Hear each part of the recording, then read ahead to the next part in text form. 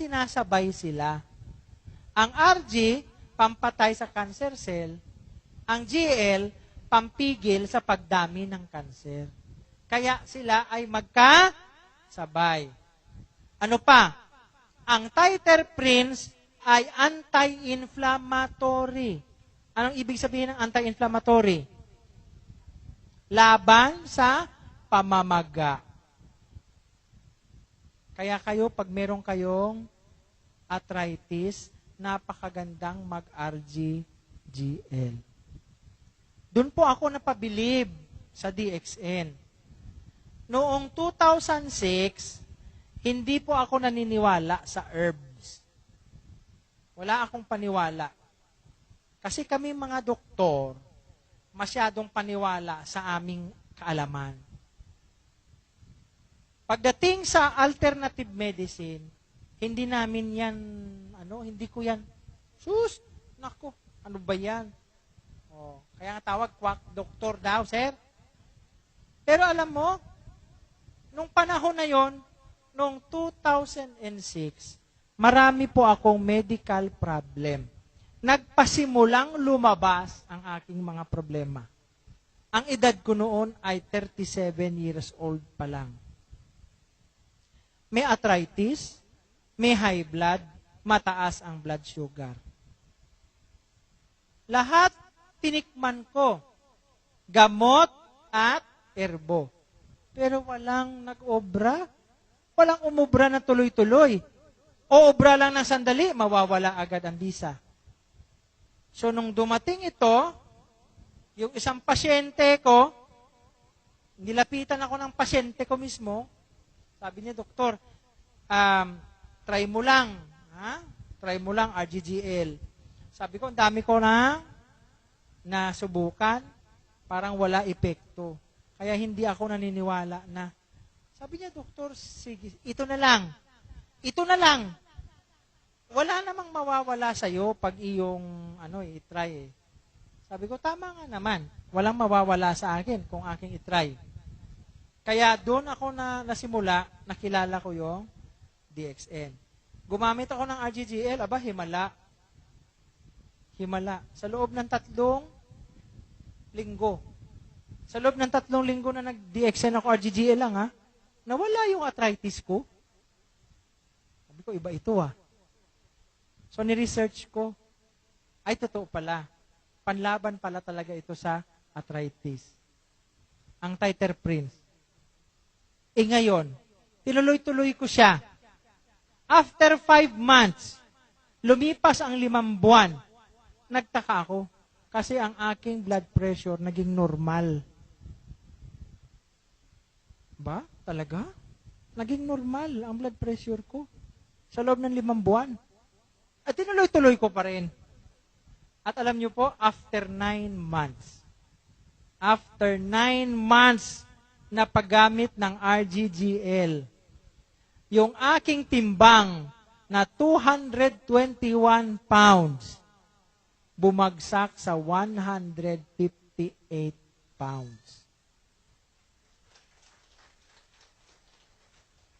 Yung aking belt po, yung aking waistline, ako po ay 42. Waistline ko, 42. Kaya noong mga panahon na iyon, hindi ako nakakabili ng mga pantalon sa mall. Alam niyo po, ang sa mall, ang pinakamalaking pantalon doon, 38. Ako 42. So lahat ng pantalon ko pinapasadya. Pero ako ngayon, bili ako ng mga maong. Dahil ang aking waistline ngayon ay 36 na lang. Dahil sa DXN. Kung ayaw niyong maniwala, may picture pa ako dito ng mataba ako. Pakita ko mamaya sa inyo. Kung ano ako kataba noon. Kaya, sinasabi ng mga kasama kong doktor, anong nakabuwang sa'yo? Na bakit DXN ka ng DXN? Sabi ko, tingnan nyo naman ako. Kung hindi dahil sa DXN, hindi ako magmumukhang ganito. Laki ko kaya.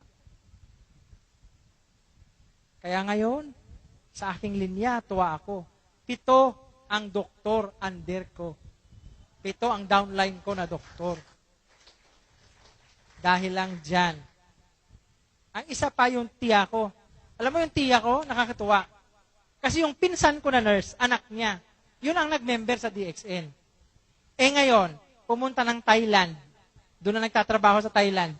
Naiwan niya yung kanyang 90s na battle ng DXN. Sabi mo, hindi ako naniniwala dyan eh. Pero kasi nasasayangan ako. Yun lang sa isip niya. Nasasayangan siya sa iniwan ng anak niya na RGGL. So, ininom niya. Walang reason at all. Ininom niya lang kasi nasasayangan siya. Pero ngayon, nagpa-enroll siya. Last December, pumasok siya. Nagpa-downline siya sa akin sa DXN. Bakit? Nawala ang kanyang arthritis. Hindi niya inisip na mawawala ang arthritis niya. Kanyang inisip lang ay sayang. Iinumin ko kasi sayang. Pero nung nawala ang arthritis niya, tuloy-tuloy ang DXN, sabihin ko sa inyo. Oh, ganun lang eh. Patry nyo lang. Try. Okay? Ganyan. At itong findings na ito, hindi ito DXN na findings. Ano po? Ito po ay findings ng Memorial Sloan Kettering Cancer Center sa New York. Ang Memorial Sloan Kettering Cancer Center po ay ang number 1 na ospital na nagtitreat ng cancer sa buong mundo. The number 1 cancer treatment hospital in the whole world. That's Memorial Sloan Kettering Cancer Center. At sila ay gumagamit ng Ganoderma sa kanilang mga pasyenteng may cancer. Kung ang number 1 hospital na nagtitreat ng cancer ay gumagamit ng Ganoderma, ano pa kaya tayo sa DXN? Diba? Yan. Ngayon, ang Lindsay Coffee, na siyang meron ding Ganoderma. Itong Lindsay Coffee, ito ang pinakamababa ang caffeine. Dahil sa kape, ang pinag-aawayan lang naman sa kape, ang pinagdedebatehan sa kape, ay caffeine. Pag mataas ang caffeine, nagiging ano? Balisa. Nagiging nerbyoso. Dahil sa mataas na caffeine. Kaya dito, sa DXN, meron tayong Lindsay Coffee na naibaba natin sa technology. By the use of the technology, advanced technology, ang caffeine ay naibaba ng 0.06% per 100 grams of coffee extract. Napababa ang caffeine para walang masamang epekto. At ito ay hinaluan ng Ganoderma. Hinaluan ng Ganoderma para mapagtibay ang immune system at nabibigyan ng oportunidad ang ating katawan na lubaban sa sakit. Yan ang ating Lindsay Coffee. Ngayon, meron din tayong Kokoshi. At itong Kokoshi ay pinaghalong Ganoderma at kakao. Bakit mahalaga ang kakao? Kasi sa kakao merong theobromine.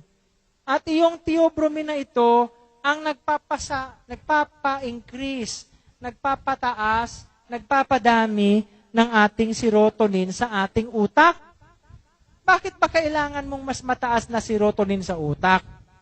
Para ang iyong behavior at ang iyong mood, ang modo at ating galaw ay makontrol. Minsan tayo, pagising sa umaga, talagang nakagaw na. Ay, good morning. Good morning ka dyan? Ganun ka agad. Wala na sa mood. Ibig sabihin, mababa na ang serotonin sa utak. Para maging mataas ang serotonin at hindi yung pagising, good morning. Ay, good morning. Nakapag kape at nakapag Kokoshi. Yan. So, to help control your mood and behavior, you need Kokoshi. Again, flavonoids. Ang Kokoshi, meron ding flavonoids. Protection sa puso at sa utak. Para hindi kayo magka-brain damage at magka-heart attack. Lalo na yung mga bugnutin. Yung mga bugnutin na tao, magagalitin, malapit yun sa brain damage at heart attack. Kaya Kaya para mailayo nyo ang sarili nyo sa brain damage at heart attack, Coco Shield. Yan. Oh, sunod. Meron tayong kape, meron tayong tsokolate. Alam niyo ang kasunod? Tsaa. Oh, may tsaa tayo. At itong tsaa na ito ay kombinasyon ng licorice, lavender at ganoderma. Licorice, ito ang tumutulong na makaiwas tayo sa hyperacidity at ulcer. Acid at ulcer. Bakit? Ang licorice ay nagiging parang sapin sa tiyan. Sapin. Bakit kailangan magkaroon ng sapin sa tiyan? Para hindi mapaso ng asido. Dahil ang ulcer ay dahil sa asido sa katawan. Bakit kinakain ang tiyan natin? Kasi hindi natin nilalagyan ng laman sa tamang oras. So yung asido, wala siyang tutunawin, ang tutunawin niya ang tiyan mo. O so para hindi magkaroon ng problema sa tiyan, mag-spikati. Kasi yung licorice, magdadagdag yun ng sapin sa tiyan, at kung dumating yung asido, yung sapin sa tiyan, yun ang kakainin ng asido, at hindi yung tiyan. Lavender. Ano po lavender? Ito ay nagpaparelax sa katawan at utak. Yung tawag nating aromatherapy. Lavender. So yung lavender na inihalo sa spikati, nakakatulong na mapagparelax ang katawan at utak. At, siyempre, ganoderma na siyang nagpapatibay sa ating immune system. Yan ang kagandahan ng tsaa ng DXN. Kaya kung ayaw nyo sa caffeine, ayaw nyo Dok, may 0.06% pa rin yung kape. Dito ka sa tsaa, kasi itong tsaa ng DXN, walang caffeine. Yan. Kaya, maganda ba? Maganda ba? Kaya again, ulitin ko, sa pasimula, sabi ko sa inyo, magpili kayo ng investment nyo. It's up to you to make a wise choice where you put your investment. Saan ka mag-i-investment? Sa iyong kalusugan o maghihintay ka na magkaroon ka ng sakit tsaka ka mag-invest? Nasa sayo. Basta sinabi ko na. Wala nang sisihan. Okay? The food you eat can be either the safest and the most powerful form of medicine or the slowest form of poison. So the food you eat, kung supplement ang ipinapasok mo sa iyong katawan, maaaring yan ang pinakamagaling na gamot. Pero kung gamot naman ang ipinapasok mo sa katawan mo, maaaring yan ay lason. So ikaw ang pipili. Walang makakapili. Ikaw lang. Ikaw lang. Ikaw siyang may control sa iyong kalusugan. Again, sa aklat na Health Reformer, page 29, paragraph 3. Sa aklat na Health Reformer, page 29, paragraph 3. Our physical, mental, and moral powers are not our own. It is lent to us by God to be used for His service. Ang ating pisikal, mental, at moral na mga lakas. Ibig sabihin, ang ating health, hindi yan ating pag-aari. May iba sa atin sasabihin, pakialam mo sa buhay ko. Kung ang pakialam ko sa iyo ay maging malusog ka, masama ba yon? Hindi mo masasabi sa sarili mo na, huwag kang makialam sa akin. Dahil yung katawan natin, hindi yan sa atin. Yan ay pahiram. Pahiram ng Diyos para sa kanyang serbisyo. Kaya, if we wish to have health, we must live it. Kung gusto nating manatiling malusog ang katawan, isabuhay natin yan. isabuhay ng totoo. Sa aklat na The Youth's Instructor, page 9, paragraph 1. The Youth Instructor. God is the what? Again, parang ay, hindi kayo ang sang-ayon ah. God is the of the whole man. Ang tao, ang pagkabuo, ang kabubuang pagkatao natin, ang may-ari niyan, ang Diyos. Oh. Soul, body, mind, and spirit. O, wala ka diyang parte. Sa Panginoon niya lahat. It is our duty. Anong duty? Ating obligasyon. Tungkulin. Na mapanatili natin ang kalusugan. Sa pinaka-best natin. Tingnan nyo po, ito matindi. Ito tumatagos. The violation of God's health laws is sin. Ang paglabag sa batas ng kalusugan ay kasalanan. Kaya mamaya sa gabi, ang iba sa inyo, tagay! Paglasing na, away! Ay, nako. Tapos, paglinggo, kala mo kung sinong tupa na nasa simbahan? Ay, nako. Magbago na po tayo. Ang totoong kalusugan, bawal alak, bawal sigarilyo, bawal droga. At pinipili ang pagkain. Yun po ang totoong health. Hindi yung katulad sa Cebu. Sinisi ako. Doktor, nag-6 pairs man ako. 6 pairs. Bisaya eh. 6 pairs ng RJJL. Doktor, nag-6 pairs man ako ng RJJL. Bakit ako nag-cancer sa liver?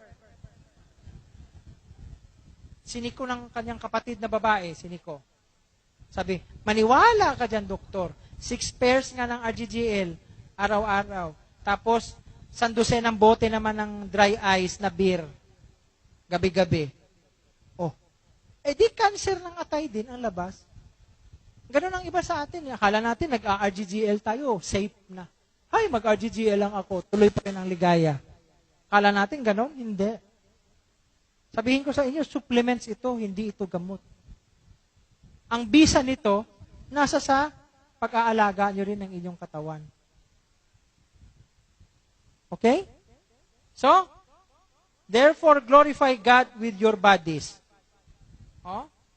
Glorify God. Anong ibig sabihin daw? Iyong ipagbunyi ang iyong buhay, ang buhay ng Panginoon sa iyo, sa iyong katawan. Kung palagi kang lasing, ipinagbubunyi mo ba ang Panginoon? Ha? Lasing. Hallelujah! Praise the Lord! Maganda ba yun? Pinagbubunyi ba yun? O kita mo? O, the violation of God's health laws is sin. Kaya, pag-ingatan natin ang ating katawan. Sabi nga, ang iba sa atin, ang iniisip, pagyaman ka agad eh. Oy, gigisingin ko kayo. Dito sa DXN, hindi pareho ng ibang mga, network. Dito sa DXN, hindi pagkayaman ka agad. Meron yan. Kung sa Inchik nga ito sa Inchik ito sa Chinese. Itong mga karakter na yon, sunod-sunod yan.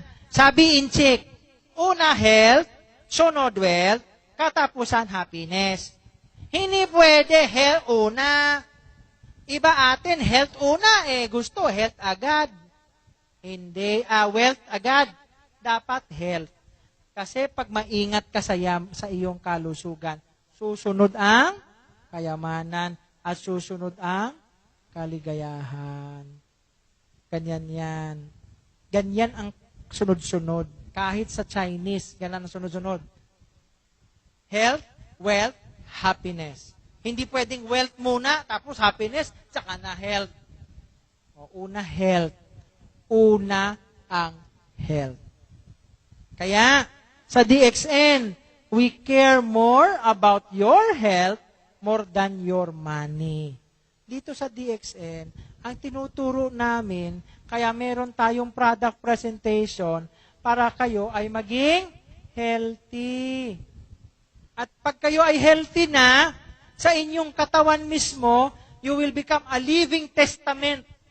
Sasabihin ng kapitbahay mo, uy, ang ganda ng katawan mo ngayon. Ano ba ang ginagamit mo? Tsaka ka makapagsasabi, ay, nagdi-DXN ako. Ay, patry din. O, sasabihin siya, patry din. Eh kung parehas ka dun sa Cebu, na pinagmamayabang niya sa akin, akala nyo, hindi ko alam, na, hoy, nagte-10 tablets ako ng spirulina, tapos ang tagyawat na nalaki, parang bundok. Paano ka maniniwala doon, di ba? Dapat lumalabas muna sa katawan.